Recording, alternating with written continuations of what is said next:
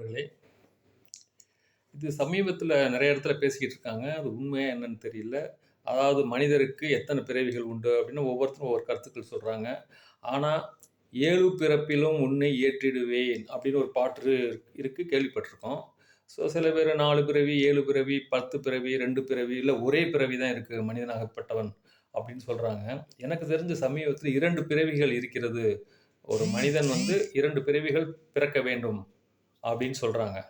எப்படி சொல்றாங்க? ஏன் அப்படி சொல்றாங்க அப்படின்னா, ஆ ஒரு ஆண் பிறந்துடுறான்.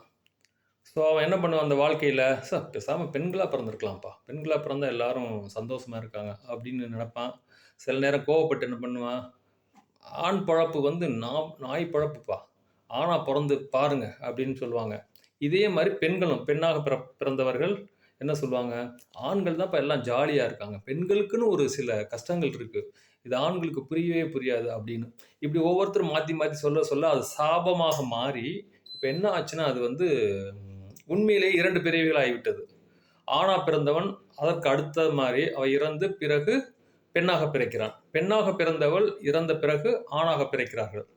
ஆணாக பிறந்தவன் ஆணாகப்பட்டவன் என்னென்ன கஷ்டங்கள் படுவானோ அது பிறவியிலும், அதற்கு அடுத்த பிறவியில் பெண்ணாக பிறந்து பெண் என்னென்ன கஷ்டப்படுவாங்களோ அதையும் அவங்க அனுபவித்து அ பின்பு மேல் உலகத்துக்கு போகிறார்கள் அப்படின்னு சொல்றாங்க. அதே மாரி தான் பெண்ணும். அந்த மாரி சொல்றாங்க.